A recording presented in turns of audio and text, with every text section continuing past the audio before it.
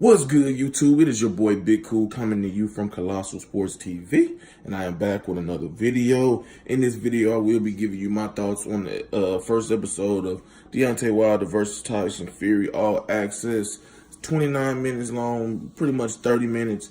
It debuted last night. We got 13 days before the big fight taking place, December 1st in Los Angeles, California, airing live on Showtime pay-per-view. And the first episode shed light and gave us a lot of insight on both fighters, professionally and personally. For Fury, I didn't know he was born 2 months premature and weighed only 1 pound. I didn't know his grandfather and great-grandfather were boxers. Pretty much it's a long history, 300 years worth of history in the Fury family when it comes to fighters. That John Fury, Tyson Fury's father, stated in the episode, because it started off after they had the the intro come on. The first 3 minutes, it started with John Fury talking about how Tyson got his name from the great Mike Tyson, how he wanted to name his second son Holyfield Fury, but the missus said no. One boxer name per child is all you getting. And that was Tyson, obviously. And for Tyson to, be 2 months premature, to grow to be 6'9", a big, gigantic man, probably was shocking to the family. Who knows? But that's definitely something I didn't know. And it also shed light on that incident when Fury hopped in the ring after Wilder sparked out Arthur Spelka back in 2015, 2016. And it showed fucking real insight. Didn't know. We all knew about Tyson Fury's mental health issues, his alcoholism, his drug addiction, but you didn't see it like that. You can only imagine it. And when you see it, you're like, oh, damn, it's really a serious problem, because he was at the fight in New York. His cousin, Huey Fury, was with him. He was like, man, let's go get a drink. He was trying to get over the rail, almost fell. He was taking pictures with the fans, talking junk, but he made his way to the bar. They had him mic'd up. He was just drinking. He was drunk. He got in the ring, had the confrontation. And Tyson was saying that at that point he had lost his passion to live after he had reached the highest, in the heavyweight division, defeating, Vladimir Klitschko. He said he lost his passion and his fight to live, so that led him down to a dark road of substance abuse, alcoholism, just abusing his body physically and mentally, and really being suicidal. He said, I didn't go out to drink a couple beers. I went out to kill myself, and he said each drink would help him take the pain away. And you definitely sympathize with him, because mental health issues are very prevalent in today, and I'm pretty sure it's always been prevalent, but now it's being a bigger light shed on it.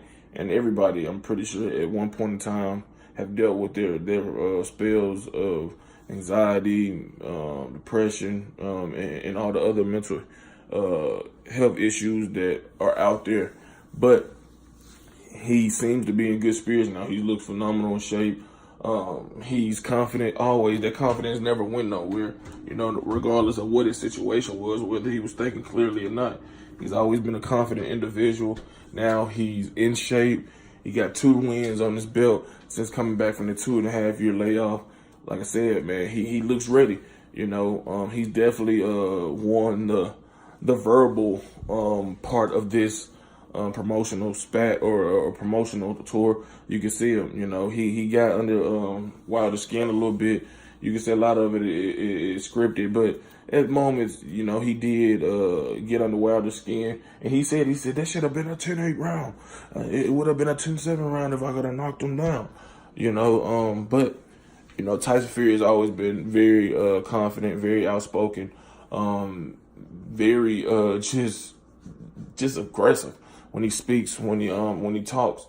And you got Deontay Wilder, who is the same way. Very charismatic, very confident, very outspoken, very determined to be the best heavyweight, at least of his time. He always says it. One face, one name, one man, and that's Deontay Wilder. He's very likable. He's very approachable.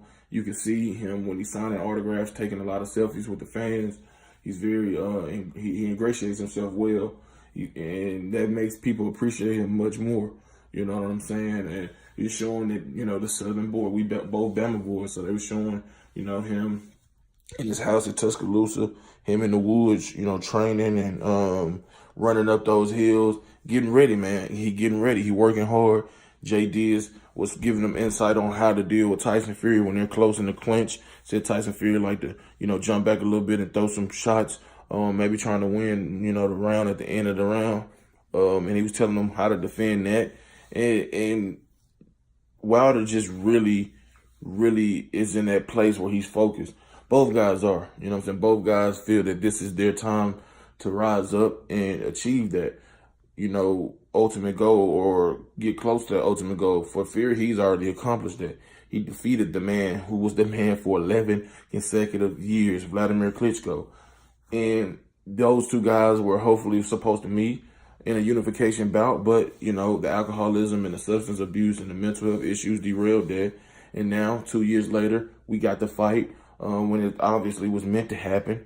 And now Wilder is looking for that opportunity to get that signature victory. He did get a signature victory over Luis Ortiz amongst the hardcore boxing fan. We all know how great, how big of a threat Luis Ortiz is, who was and still is by that fight. But the casual fan, the outsider, the person, the man or woman that doesn't watch boxing, they might say, okay, Tyson Fury, that guy beat Klitschko. So if Wilder can go in and beat him dominantly, knock him out or just outbox him, however it may be, but decisive, he can get his name to another level, become more of a household name. Because Jay Diaz was saying there's no way the American heavyweight champion should walk down the street and not have a group of people hounding him for autographs, pictures, and questions. And that is true. Mike Tyson back in the day, Muhammad Ali, Joe Frazier, all these guys, you know, all these guys had that, you know, and Wilder's, you know, profile is growing, so he's getting to that point, but he's not quite there. And a victory over Fury, especially a decisive one, will do that. You know what I'm saying? It goes a long way in doing that, you know. And, you know, a little more insight about Wilder. He had 6 kids. I didn't know that. I thought he had like 3 or 4. Not that it's important, but, you know, he has 6 kids. And his fiancee, Chanel, has 1. So that's a total of 7 kids they got. But he said he wants another one. They want to have 8 basketball team and 3 subs coming off the bench. It just puts more perspective on things, man. You can tell that he definitely a family man, but as he said, he got to go get that money. As much as he want to spend time with them and they want to spend time with him, much as he want to spend time with them and they want to spend time with him, he's trying to set up a everlasting life as long as he alive and they alive here. So they want to struggle like he did, and that's obviously the goal of all parents. At least it should be, to put their work in now. Try to spend as much time as you can with your family, but set them up in the long run. So long after you're dead, your kids don't have to worry about where their next meal coming from or a place to lay their head and clothes to put on their back. And that's what Wilder is doing, you know. But you can hear in his voice, he's determined, he's motivated to become that face of the heavyweight division.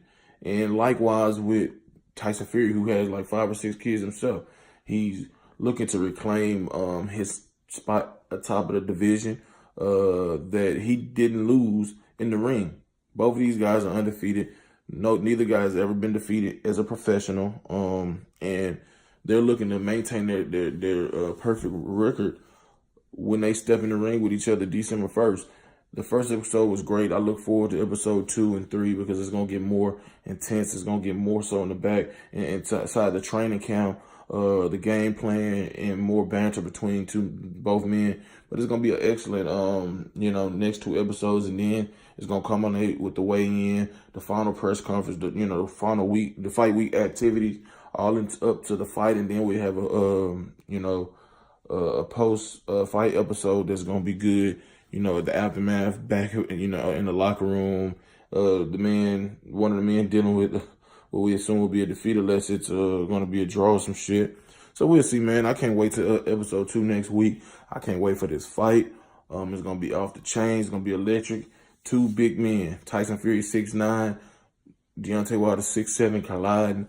We're gonna see if the power puncher gonna prevail or the tactician boxer and Fury gonna prevail. So like this video, drop your comments in the comment section down below, giving me your thoughts on the first episode, what you thought about it. Hit that like button, hit that subscribe button, hit that notification bell button so you won't miss notifications that I uploaded content. Shout out to the movement and everybody that is moving with us. Be sure to check out 3kingsboxing.com for your latest and greatest updated, unfiltered, and unbiased boxing news and information reported the way it should be. Until next time, we are out. Or until next time, I am out. Excuse me. Peace.